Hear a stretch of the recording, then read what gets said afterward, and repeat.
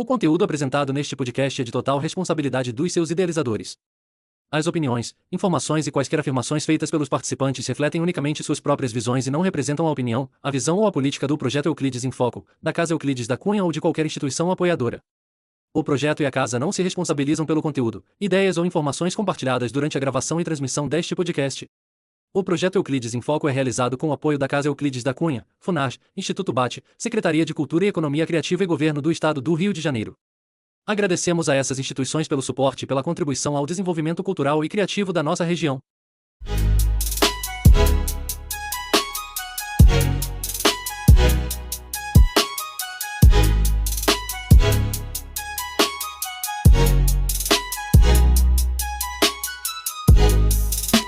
Saudações, meus amigos, bem-vindo ao Nossa Gente, o podcast sobre a vida, o universo e tudo mais. Hoje, infelizmente, sem o co-host Thiago, né, mas felizmente para falar com um colega de área, né, da área de história, para uma pessoa também muito inteligente. Boa noite, Igor, bem-vindo. Boa noite, Johnny Max, boa noite a todos. É um privilégio para mim poder estar aqui batendo esse papo com vocês. Muito obrigado pelo convite. Realmente me senti muito honrado, de verdade. Eu que agradeço, meu amigo. Igor, para começar, conta um pouquinho da gente sobre você, sobre a experiência da sua vida, né? O que te levou a fazer história? Cara, tem uma música que eu gosto muito, que é uma música do Almir Sater, né, que diz que cada um de nós carrega sua história, né? E carrega em si o dom de ser capaz e de ser feliz. Cada um de nós compõe a sua história, cada ser em si carrega o dom de ser capaz de ser feliz. Eu sou apaixonado por história desde sempre. Desde quando eu vi as histórias dos livros, né, os contos, até que um dia eu fui para a escola e comecei a estudar lá as disciplinas de estudos sociais, né? E aí eu falei, nossa, que legal isso, dá para estudar isso? Porque a gente só pensa muito em português e matemática, né? Nossa, dá para estudar isso, legal. E era a matéria que eu me saía melhor, né? E aí eu gostava. Então, a partir daquele momento ali, já foi um ponto de partida para poder, depois, o futuro historiador poder tá estudando, fazendo curso. Então, desde sempre, desde que eu me entendo por gente, eu sempre gostei de história. Sempre gostou, né? E uma coisa que eu acho bacana é que eu sempre gostei de estar cercado de gente mais velha do que eu, que tinham boas histórias. Então, hoje na família, quando pergunta a Igor, porque ele vai saber dizer, porque ele que conversava com todo mundo ali. Então, ter essa referência dos antigos, né? Acho que aquilo já foi me dando também um pouco da direção do que eu queria fazer, né? Mas muito bacana, e eu sempre fui apaixonado pela disciplina. Quando comecei a estudar depois, né, quando teve uma matéria só de história, né, a partir do que hoje é sexto ano, mas a antiga quinta série, né, eu fiquei ainda mais apaixonado pela disciplina história. Falei, poxa, eu quero isso. Entendi. E você é daqui da região, né? Você falou. Sim, eu sou nascido em Friburgo, né? Lá no hoje longínquo ano de 1982, né? Meu pai era motorista de ônibus da 1001, e aí ele foi transferido para fazer a linha Friburgo-Rio. E aí tínhamos que morar em Friburgo, por isso que eu nasci lá. Mas a minha família é toda de Cordeiro, né? A parte da minha mãe. Meu pai é de Itaperuna, mas já morava em Cordeiro já há algum tempo. E por isso que num capricho do destino, que eu não nasci em Cordeiro. Mas meus irmãos já nasceram, né? E aí é aquela coisa, a pessoa fala, eu sou cordeirense e tal. Eu falei, não tem problema não. Nasci em Friburgo. A cidade é um pouquinho maior que a sua, né? Ficava com aquela falação, mas eu sou... E assim, engraçado que eu sempre tive um carinho por Friburgo, né? Justamente por isso, por ter... É lugar que a gente nasceu, né? Sim. Mas é muito bacana, assim, eu acho muito legal ter essa diversidade dentro da própria família mesmo, né? A gente poder ter essa multiplicidade de lugares, assim, onde a gente nasceu, mas a minha família é radicada em Cordeiro desde a década de 50. Caramba. Vieram de São Sebastião do Alto E antes disso vieram da Itália. Desde 1950. É, Tem um tempinho, né? tem cordeiro, minha família chegou em 56. Meu bisavô e depois veio minha bisavó, minha avó, já em 56, já mudaram para Cordeiro. Para onde, né, historicamente, é o lugar mais antigo da cidade de Cordeiro, que é a Fazenda da Torre, né? Inclusive, lá tem uma inscrição, né, naquela torre, né? Antônio Machado Botelho mandou fazer, né? Isso na década de 1850. Então, a minha família foi para onde o Cordeiro nasceu. Pouca gente sabe disso, né? Sim, sim, pouca gente sabe. Que inclusive a Fazenda dos Cordeiros foi doada, né? Pertencia à família Botelho, né? Sim, Machado Botelho, isso. Foi doado no casamento, né? Quando o João Santos Cordeiro casou, né, com uma mulher da família Machado Botelho, eles ganharam a Fazenda Nossa Senhora da Piedade, que era grande parte do que hoje é o município de Cordeiro. E ali que hoje a gente chama de Fazenda da Torre, né? Justamente por conta daquela torre. Foi a primeira construção de Cordeiro, que ainda está lá os resquícios dela até hoje. Daquela época. Para o pessoal que talvez não esteja conseguindo se localizar, né? É a fazenda que fica à direita, né? Na chegada de Cordeiro ali, né? Um pouco antes da... Quem sai de Cordeiro, indo em direção a Nova Friburgo, pelo Dois Valos, você vai encontrá-la à esquerda, né? Isso. Você toma depois da fábrica da Samber ali. Isso, a fábrica da Samber fugiu. Ela é ali. Quem vem por Macuco, né? Também consegue encontrá-la, mas só que já do lado direito. Isso. Né?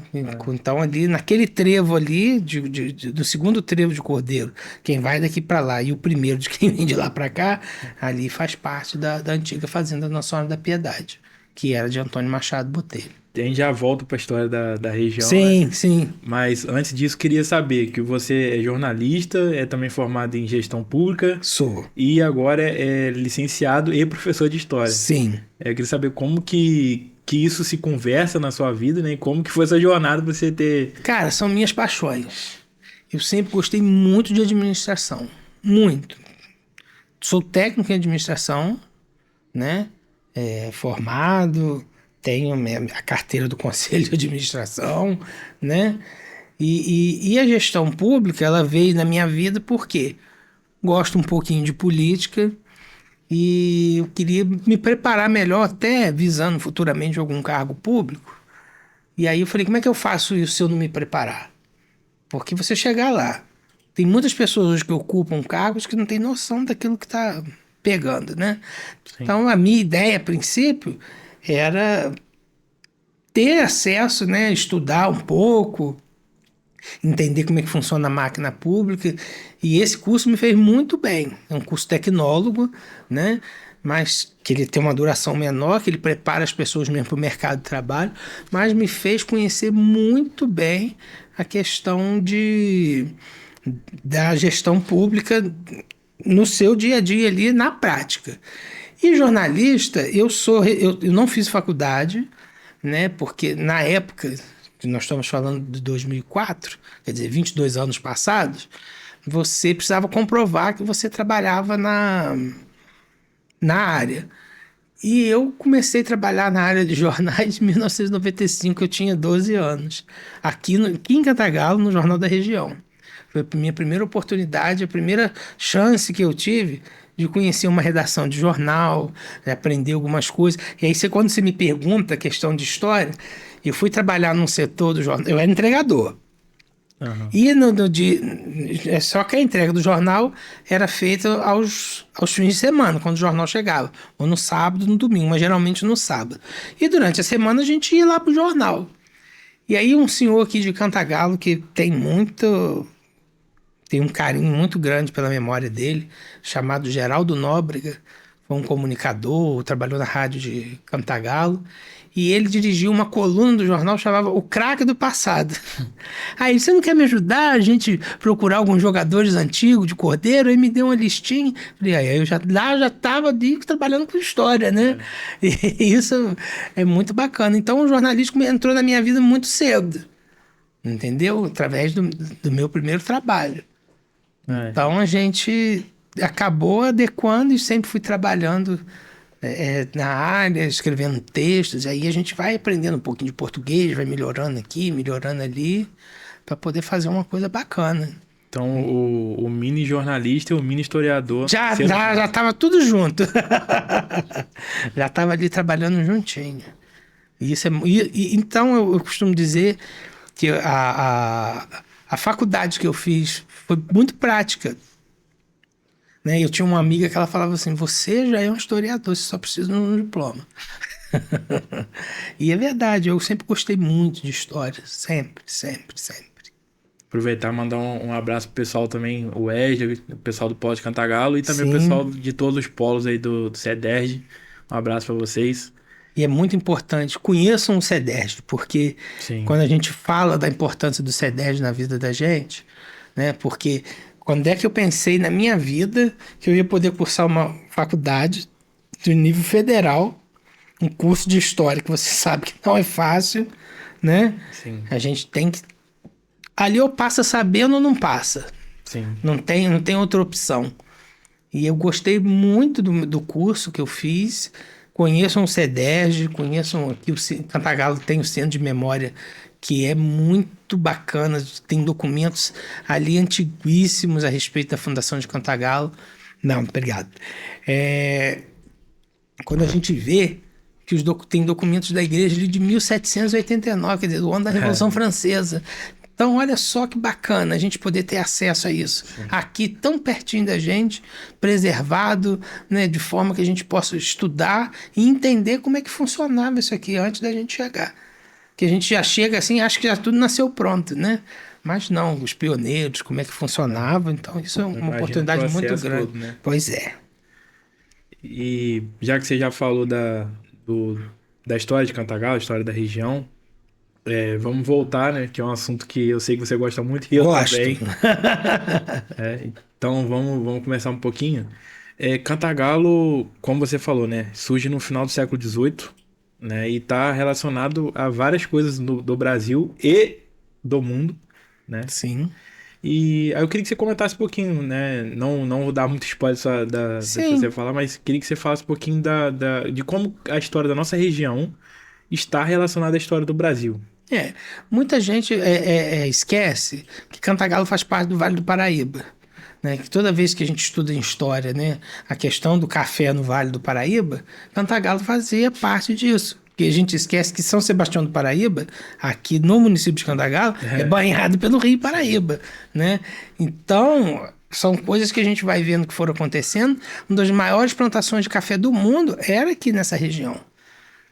Com o Conde, né, de Nova Friburgo, né, que teve aqui grande investimento, e as fazendas que estão aí até hoje, desde a fazenda do Gavião, a fazenda lá de Boa Sorte, Areias, né, que era tudo da família deles, né, e a gente vê, inclusive, o Palácio do Catete hoje foi casa da família deles. Né, do Conde de Nova Friburgo, Barão e Conde de Nova Friburgo. A prefeitura de Friburgo era também casa deles. E a gente esquece que Cantagalo é o município mãe dessa região toda. Sim. Né? Dos municípios de Madalena, Trajano, Cordeiro, Cantagalo, né? Cantagalo, óbvio. Macuco, Friburgo, até Cachoeira de Macacu ali, tudo pertencia a Cantagalo. Era os sertões de Cantagalo. Então, muita coisa acabou passando por aqui, mesmo que algumas pessoas hoje desconheçam. Uma coisa que eu vi, quando o Brasil fez 200 anos da sua independência, eu vim participar aqui em Cantagalo de uma palestra com o Dr. Paulo Quinal, do Instituto Geográfico. E ele falou que Cantagalo foi uma das primeiras cidades a assinar o reconhecimento da independência do Brasil. Caramba. E eu fiquei tão feliz, sabe? E eu me lembro que naquele dia eu fiz uma pergunta pra ele, né? Eu falei assim, e o povo nisso? Ele falou assim, isso aí vai ficar pro seu TCC. Né? Porque eu queria saber como se deu a participação popular. Mas foi muito... E assim, ele falou que tem vivas, né? Que a gente encontra notícias que as ruas deram vivas à independência e que Cantagalo com certeza não teria sido diferente. Mas ele jogou para mim, né? Mas assim, então a gente acaba vendo como é que as coisas vão acontecendo aqui perto. Por exemplo, a gente fala de Cantagalo, voltando já um pouquinho mais para perto aqui, fala de 100 anos atrás, quando Cantagalo sediou a primeira exposição agropecuária do Brasil, no distrito de Cordeiro. Sim. O presidente da República veio a Cantagalo. Antes disso, o imperador Dom Pedro II veio a Cantagalo. Né? As pessoas esquecem que Dom Pedro II passou por aqui, ficou alguns dias por aqui, que era protetor da igreja de Cantagalo. Né? E depois a gente vê, na década de 20, do século XX, o presidente Epitácio Pessoa vem a Cantagalo, né? Para poder inaugurar a primeira exposição no distrito de Cordeiro. Então, é a história do Brasil passando por aqui. Você imagina o Brasil, que era um país extremamente agrícola naquele momento, dependia do café para tudo, né? E aqui, ter uma exposição aqui, né? Que depois teve desenvolvimento da cidade de Cordeiro, né? Que acabou se emancipando depois, mas passa por aqui pela nossa região. Sim. Mas, anos depois, Cantagalo volta a receber Getúlio Vargas, no distrito de Cordeiro, para a nova reinauguração da exposição em 1942. E quando ele chega lá, o povo de Cordeiro pede a ele a emancipação que é dada no ano seguinte. Né? Mas passa por aqui. A importância dessa região, né, na história do nosso país, ela é grande. Né? E aí eu desafio você e os futuros historiadores aí que estão estudando, né? O pessoal que está começando, é só desbravar que campo tem muito, desde da fundação de Cantagalo até agora no século XX, com as fábricas, né?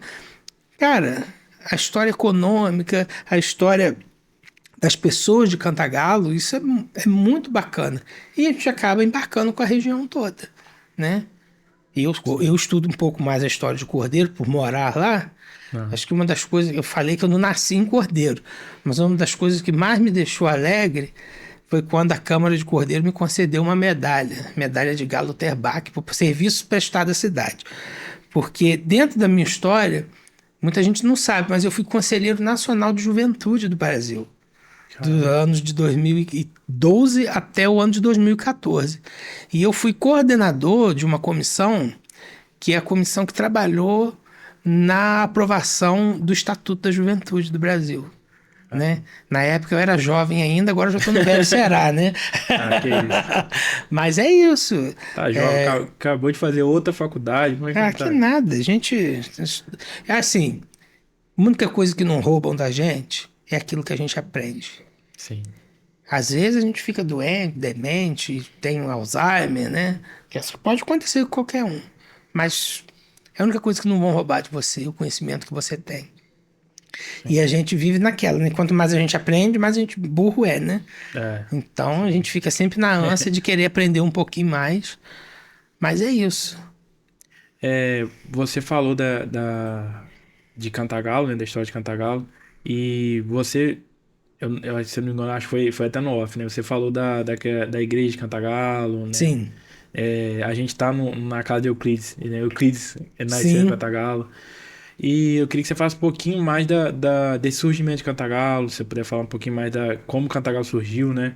Eu tava fazendo o trabalho de Brasil 1. Sim. E aí, em um artigo, a professora cita, né, a nossa região. Ela fala ela fala Vale do Paraíba. Ela fala Vale do Paraíba e fala dos indígenas, né? Dos puris. E, enfim, eu queria que você falasse um pouquinho desse nascer de Cantagalo.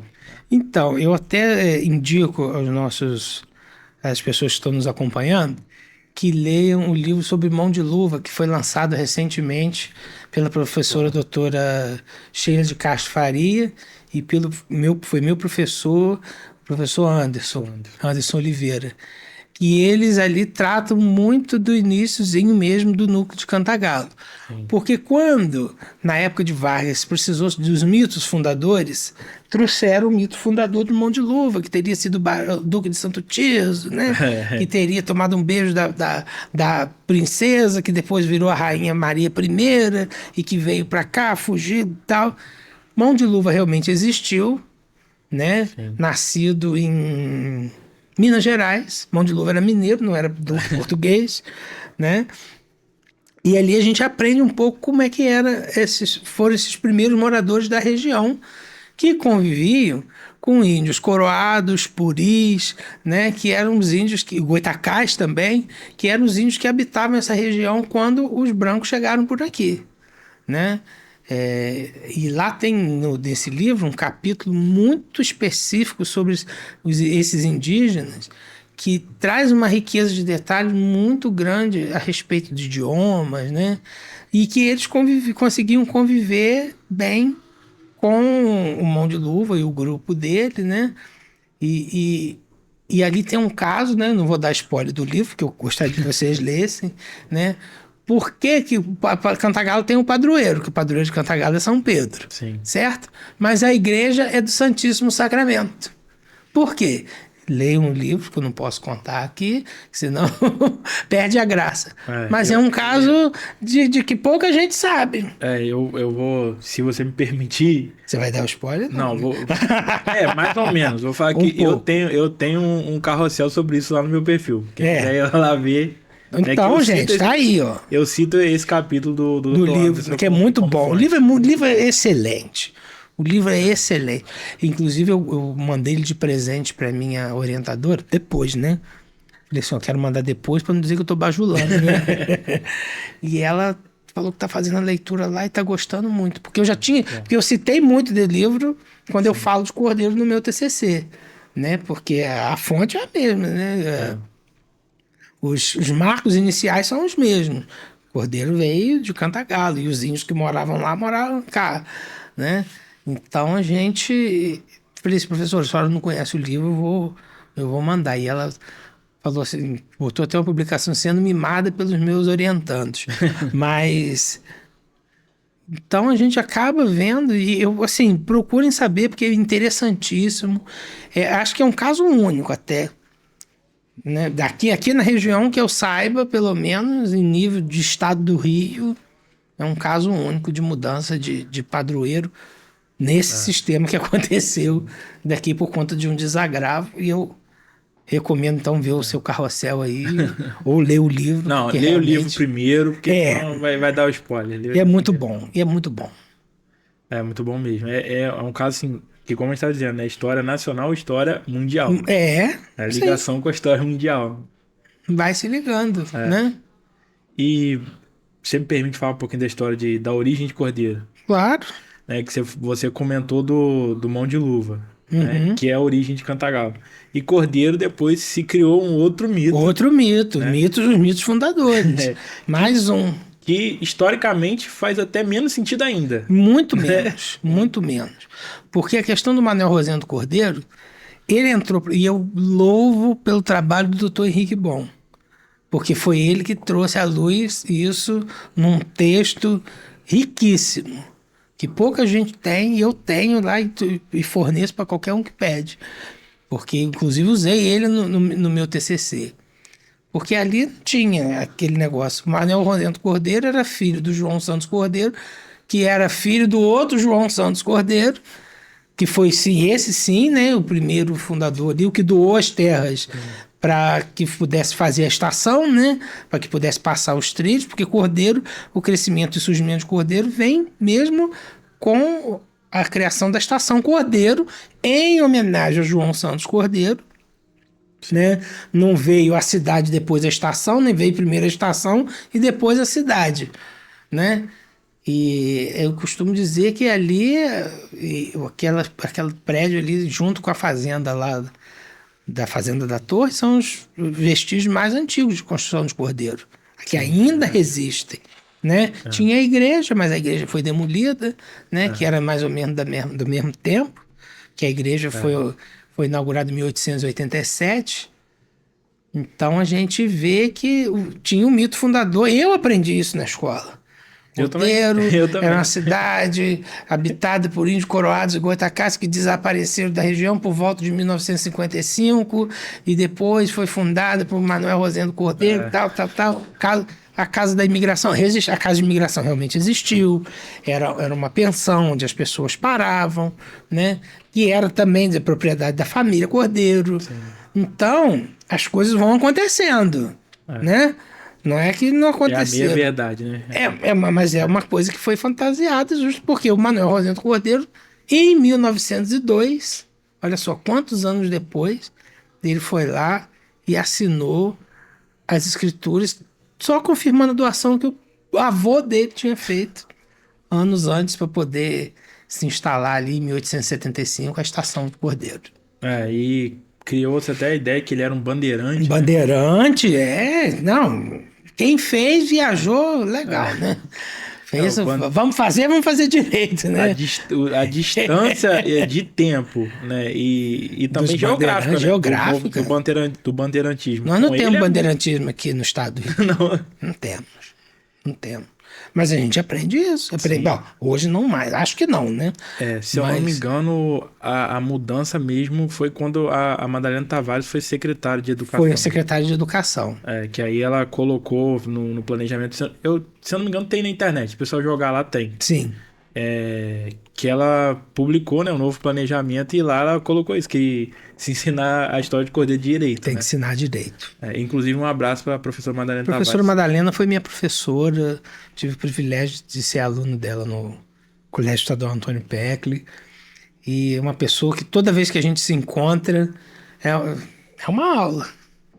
Porque, inclusive, se não fosse o livro dela com as informações que tinha lá, eu teria bastante dificuldade de fazer meu TCC. Sim, é verdade. O trabalho dela como memorialista é muito bom. É excelente.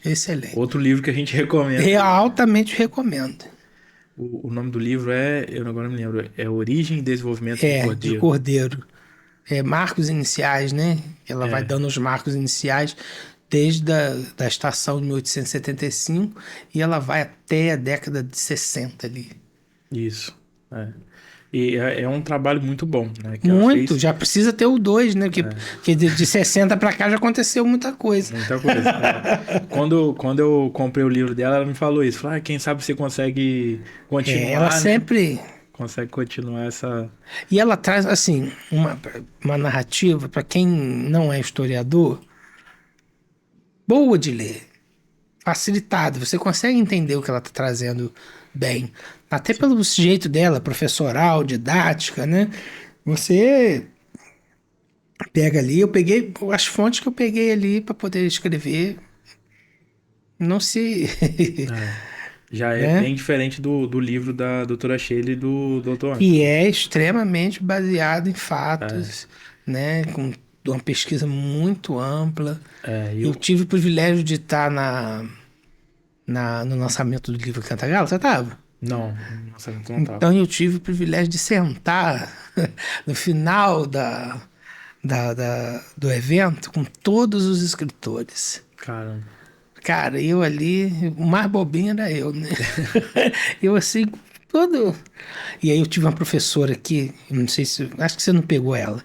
Uma tutora, professora Conceição. Não. Maravilhosa, que é minha amiga, hoje uma das grandes amigas que eu tenho, que o CEDES faz isso, né? Que a gente acaba ali fazendo... Que quem consegue se organizar num grupo de amizade ali, pode desistir de estudar também. E aí a Conceição, não, vamos que eu quero que você conheça todos eles. Aí conheci o Anderson, conheci a Cláudia, a esposa dele, a doutora Cláudia, a professora Sheila, que eu já tinha conhecido antes de outros eventos, né? O Rodrigo, né? Também, que veio lá de Minas para poder falar, a professora Maria Regina Celeste. E engraçado, olha só, a gente é bocudo, né? Eu conheci a professora Cláudia, eu estava fazendo uma matéria dela, Tópicos do Brasil Colonial. Aí ela sentada assim, né? E eu com o meu livro pegando a assinatura de todo mundo. Falei, isso aqui é histórico, eu quero guardar para mim. Aí a professora Conceição falou assim, Cláudia, esse menino aqui é seu aluno. Ele tá inscrito na sua disciplina e tal. Aí eu falei assim, eu querendo mostrar que ele tava lendo a matéria dela, né? Assim, gostei muito de um texto que você colocou lá sobre os índios, os tamoios e tal, que ela tava falando da questão ali, quando os franceses invadiram, né? E aí o texto era realmente muito interessante. Ela, gostou, gostei. Então, é a autoria dela. A autora era a doutora Maria Regina, que estava do lado dela, assinando meu livro, na hora que eu estava elogiando o texto dela. Eu falei assim, a pessoa, se eu estou falando mal, né? Ela, inclusive, é essa que eu falei dos indígenas, né? Sim, dos indígenas. Não, Ela é o excelente. tratado dela dos indígenas ela e a professora Márcia, incrível, assim, muito detalhe, é fruto de muito estudo. A história é isso, é fruto de muito estudo. Eu sou um defensor da ciência. E Eu também. uma das primeiras coisas que a gente aprende, né, que história é uma ciência. Sim. E como tudo que é ciência, ela tem os métodos dela para se comprovar as coisas, né? Sim. Começa assim, vai vendo, usa os métodos científicos, as coisas provadas, né? E essa para mim é a graça da história. Sim. É você poder, não, isso aqui realmente aconteceu. Não, isso aqui não aconteceu. A ciência não tem evidência nenhuma que isso tenha acontecido. E é bom a gente poder ter essa oportunidade. Sim. Né? Hoje eu leciono, eu até depois trouxe para vocês ali uma lembrança lá do CELC, que é a escola que eu leciono, obrigado. E vou entregar a vocês dos parceiros nossos lá, que é o Bernoulli, que é o sistema de ensino. Eu sempre falo isso com os meus alunos. A gente precisa conhecer, ter a importância da ciência, que traz à luz, e eu sempre dou o exemplo das vacinas, né? Falo assim, você vê aí que apesar de alguns contratempos, nós produzimos uma vacina no meio de uma pandemia em tempo recorde. Sim, certeza. Né? E aí eles, né? Porque eu também lá trabalho com filosofia e sociologia, né? E aí a questão de senso crítico, senso comum, né? E aí a gente precisa, eu amo essas disciplinas, né? E aí a gente precisa trazer a reflexão dos alunos a respeito disso. Sim, né? com certeza. Da importância da ciência, das coisas que são dos estudos que são feitos. Por isso que eu gosto quando eu encho a boca para dizer que eu sou formado pela Unirio, sabe? Que ali tem um polo de pesquisa histórica muito grande, muito forte, sim, sabe? De cientistas mesmo trabalhando, né? Em prol da ciência do nosso país, a importância da universidade pública, né? Isso, sim, não tem preço. E fazer parte disso, né? Você sabe que você também está fazendo parte. Isso pra gente dá um quentinho, né? É muito bacana. Inclusive a nossa operadora também é aluna da Unirio. Ah, é? A Laura também é aluna da Unirio. Só que História e Pedagogia. Pedagogia. Ah, tá bom. Precisamos de pedagogos também. Senão quem vai organizar as aulas pra gente? Isso aí. Parabéns. Você falou disso, da importância da história como ciência, né? Sim. Não vai dar tempo da gente destrinchar tanto isso hoje. Espero que mais pra frente a gente volte para falar especificamente disso. Porque é muito importante a gente entender que não são só narrativas. Sim. Não adianta você só falar, não é o que eu quero que seja. Mas essa é a graça da história pra mim. É você provar, sabe, através dos métodos que a ciência coloca à nossa disposição hoje, né? Porque a tecnologia é uma benção, né? Eu uso ela direto, sempre a meu favor, né? Mas se eu não tiver o conhecimento mínimo histórico, não adianta eu pôr tecnologia que tiver a meu favor, ela não vai me ajudar, porque eu não sei. Sim. Ela vai me dizer lá uma besteira grande, que hoje em dia todo o pessoal costuma usar muito a inteligência artificial. Mas se não tiver um mínimo de inteligência natural, você não vai conseguir desenvolver nada. Você vai ter que aceitar o que ela falar para você ali, tá bom. E eu já vi ela escrever cada coisa. Inventa, né? Informação. Inventar é com ela mesmo. Ela sabe inventar. Menino, mas inventa que é uma beleza. O negócio dela é te responder. E aí eu vejo às vezes alguns alunos na época das ADs, né? Eu mandei direitinho, mandei corrigir lá na inteligência artificial. Eu falei, tá bom, Cláudia, senta lá. Porque é isso, a pessoa tem que ter um mínimo de entendimento para poder escrever sobre algumas coisas. A inteligência artificial, ela pode ser uma grande parceira para você. Sim, com certeza. Mas, E mas a inteligência natural é o que vai guiar você. Sim. E isso eu acho importante. Então, a gente saber da importância da história como uma ciência. Que tudo que você fala ali e que é provado usando os métodos científicos, cara, é uma das coisas mais bacanas que a gente pode... Né, é porque algumas vezes, algumas coisas são inventadas. A gente falou agora aqui que a própria inteligência artificial, quando ela não sabe, ela inventa. Sim. Nós estamos vivendo muito isso hoje, sabe? A questão das fake news, as questões, né? Fake news é o quê? Mentira. É. E a ciência trabalha com a verdade. Sim. Ela não trabalha com a mentira. E aí, muitas vezes, a pessoa leva isso para o embate da religião, né? Porque a maioria das religiões é sempre em busca o quê? Da verdade. Sim. Né? Mas não querem acreditar na ciência, que a ciência trabalha exatamente com a verdade. Sim. Né? Não são coisas necessariamente contraditórias. Pelo contrário, elas são super parceiras uma das outras. É porque a gente vive hoje, Johnny Max, num período de muita polarização. Isso é muito ruim. Sim. Algumas pessoas deixaram de falar com outras por conta de polarização política, de polarização religiosa, de outros tipos de polarizações, sabe? Que isso acaba prejudicando até o contato que as pessoas têm entre si. A vida vai ficando mais chata, porque você ou é isso ou é aquilo, ou você...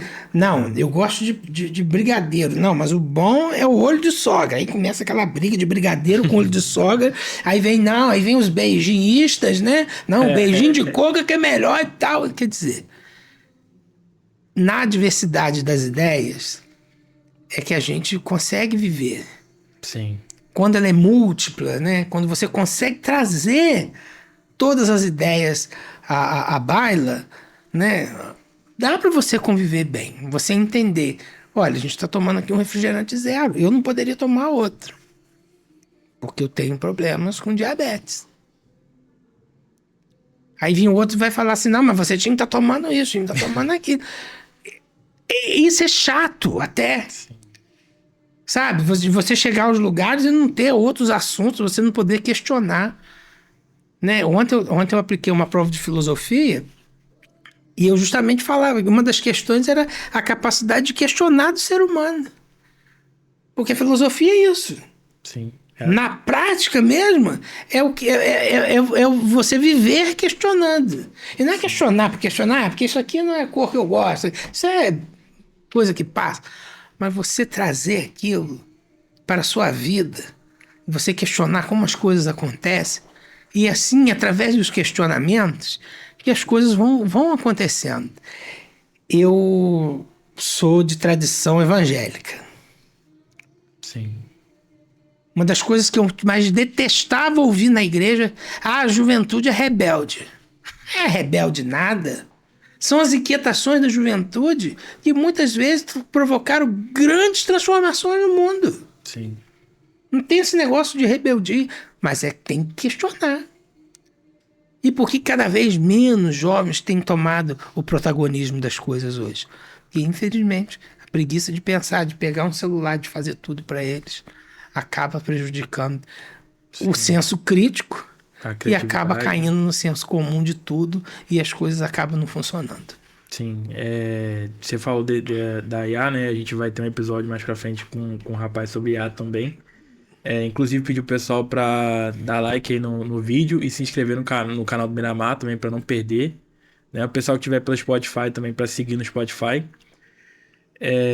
E é muito importante, né? Porque a tecnologia avançou a um ponto que a gente... Isso é histórico, né? Sempre acontece isso, a tecnologia avança e a ideia é que a gente delegue trabalhos para ela, né? Mas a gente não pode se tornar substituível. Com certeza. Porque se a gente deixa de pensar, a gente passa a ser substituível, né? E eu vejo também que a gente deixa de ter criatividade, né? De ter diversidade. Claro.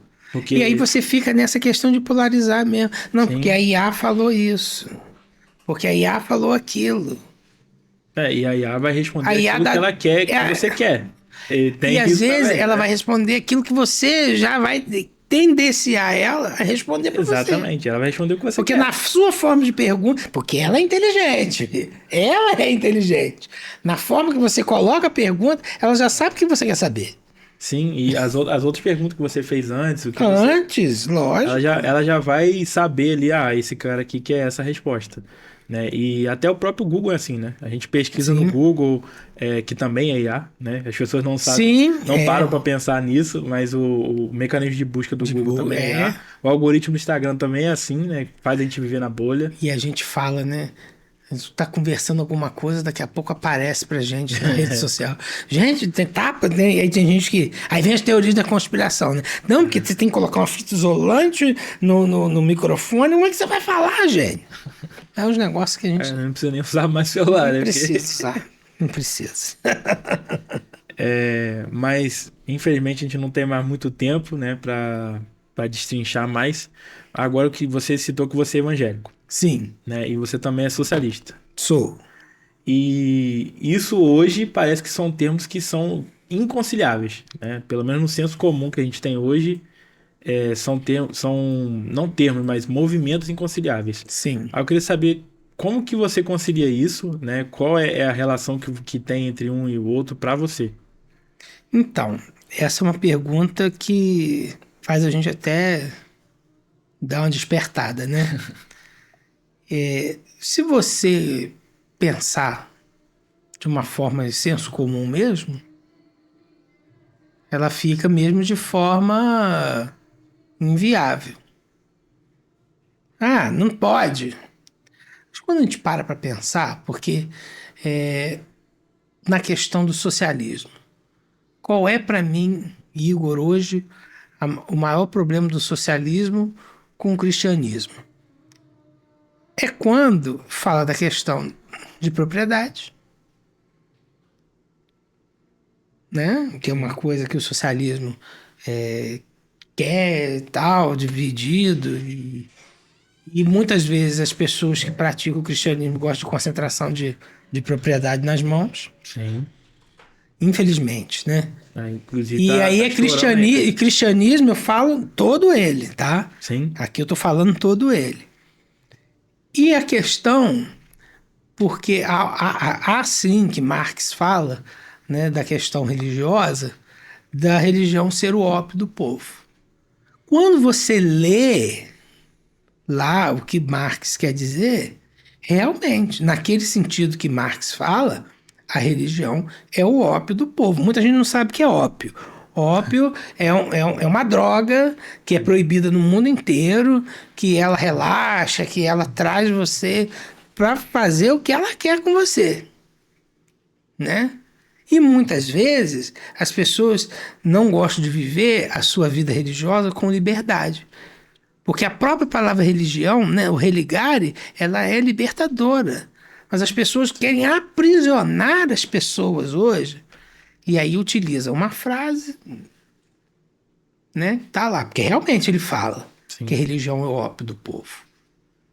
Agora, quando você vive uma religião, que você tem a liberdade de pensar, que você tem a liberdade de viver.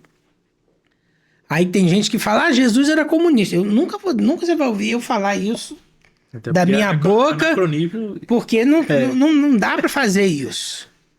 Agora, se eu for pensar nos ensinamentos de Jesus, enquanto dá de comer a quem tem fome.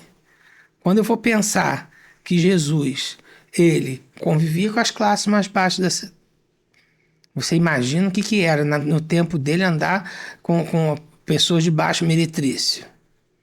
O que no nome de Jesus não era falado na boca daquele povo? Tanto é que quem matou Jesus não foi Roma. Quem matou Jesus foram o poder religioso da época. Sim. Entendeu? Roma só foi um artifício que eles usaram para que matasse Jesus. Tanto é que quem seria morto seria Barrabás. Sim. Né? E aí, para encerrar, eu fico com duas falas do apóstolo Paulo.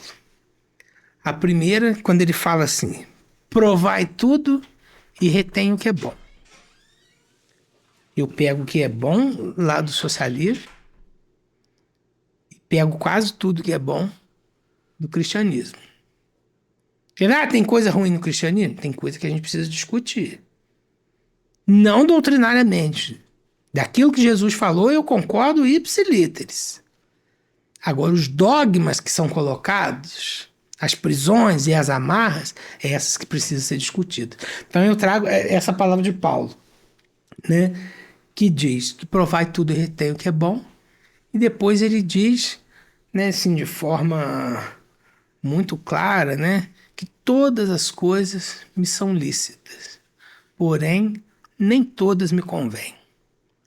Então eu fico com aquilo que é lícito e deixo aquilo que não convém. Então eu vivo a minha vida religiosa, cristã e socialista pegando o que é bom de ambos. Entendo. Entendeu? Sim. Essa é a forma com que eu acredito. Porque se eu falar para você que eu concordo com tudo que está lá no Capital e no manifesto do partido, eu vou estar mentindo para você. Nem tudo ali serve para mim. Mas eu pego o que é bom e retenho para mim. Fico só com o que convém. O que não convém. Sim. E aí, quando eu vou ler algumas coisas, na minha concepção de vida, eu vejo que tem muito mais similaridades do que antagonismo. Só que nesse momento aí eu volto à questão da polarização. E a gente vive... Eu sou de Paulo, eu sou de Apolo, né? Porque olha que no tempo deles, né, Paulo já falava isso. Porque havia lá uma confusão na igreja, né? E ele falou assim, gente, esquece disso, que eu sou de Paulo, que era um líder, eu sou de Apolo, Apolo era outro líder, né? Como na verdade nós somos de Cristo. Então, naquela época eu já havia esse problema de eu ser de um, ser de outro. Já era condenado essa questão da polarização, né? Mas a gente pega os conselhos de São Paulo, quando ele diz exatamente isso. Provar é reter que é bom, tudo me é lícito, mas nem tudo me convém. Entendo.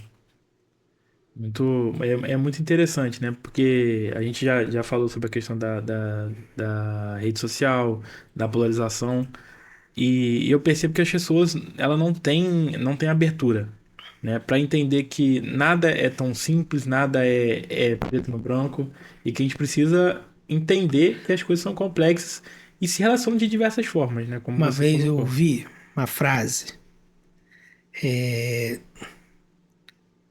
sobre paz, porque na década de 60 e 70 o discurso de paz era um discurso soviético. E eu tenho lá meus problemas com a União Soviética, tá, gente? Mas o discurso de paz estava na mão dos soviéticos. Porque o outro país que era cristão só falava de guerra.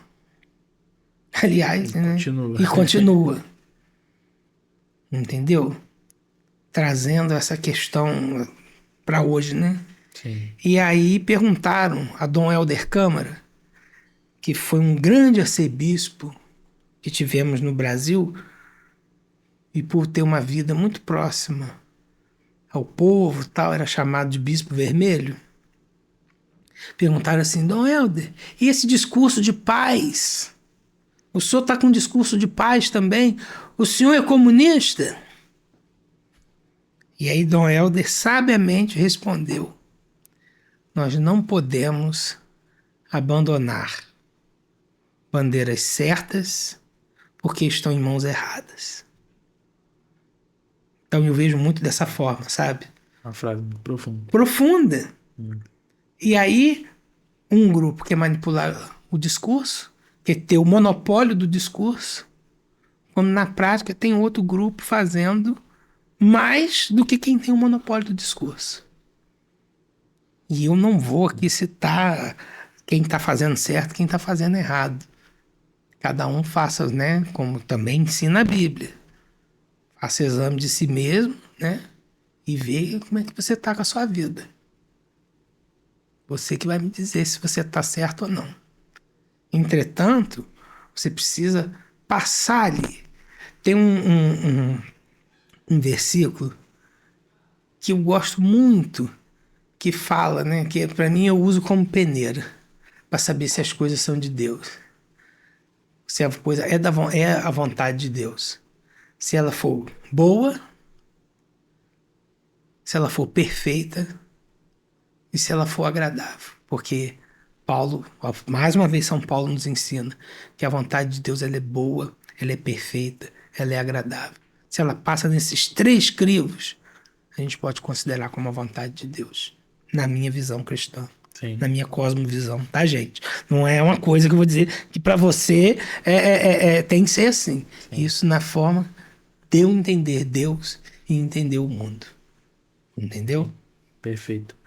Meu amigo, pra gente encerrar, vou pedir, você já falou 2 livros aí, né? Eu vou pedir pra você indicar um livro, um filme ou documentário aí pra quem quiser entender um pouco mais da história do Brasil, né, da formação da nossa sociedade. Cara, tem um filme que eu sou apaixonado, que ele é baseado num livro, e eu vou indicar os 2. Que é um filme da década de 90, que é baseado num filme escrito num livro escrito na década de 80. Que isso, companheiro? Tem os 2 nomes, filme e o livro. Veja um e depois leia o outro. É um livro que vai a gente entender bastante por que a gente chegou a esse momento de polarização hoje. Livros que são coisas que me deixam bastante à vontade para dizer. E hoje ainda há um negacionismo, né? Que a ditadura militar não existiu, tal. Isso falando perto, né? Historicamente, eu vou sugerir uma trilogia de um jornalista, do Laurentino Gomes, 1822, 1889, são livros excelentes para a gente entender o nosso país. A formação, né? 1808, 1822, 1889, que são o ano da chegada da família real portuguesa ao Brasil, ano da independência e ano do golpe da República, que eu não chamo de proclamação, porque para mim não foi. Meu amigo, muito obrigado pelas indicações, muito obrigado por ter aceito o convite mais uma vez. Acredito que a conversa foi muito boa, né? Tanto pra gente quanto pra quem assistir também. Pra gente eu tenho certeza que foi muito boa e pra quem assistir, para quem vai assistir também eu acredito que vai ser muito enriquecedor. Eu queria te agradecer, dizer que as portas estão abertas, eu farei o convite novamente pra gente tratar sobre outro tema. Eu espero que vocês tenham gostado. A gente não tem a propriedade da verdade. Sim. Mas a gente é cientista, a gente procura a verdade para poder estar aqui falando. Gente, muito obrigado a todos vocês. Obrigado a você, John Max, que vocês continuem fazendo esse trabalho muito importante da gente divulgar as nossas coisas, da nossa cidade, da nossa região. Isso, para mim, tem todo valor. Sim. Quero deixar um abraço para os meus alunos, né? Que já falaram, ontem eu falei que estaria por aqui, e eles falaram, dando um alô pra gente lá. São meus alunos lá do CELC. Um abração para vocês. Tá bom, meu amigo, muito obrigado. Gente, agradecer a vocês pela audiência, pedir novamente o like, se inscrever no canal e até a próxima. Obrigado.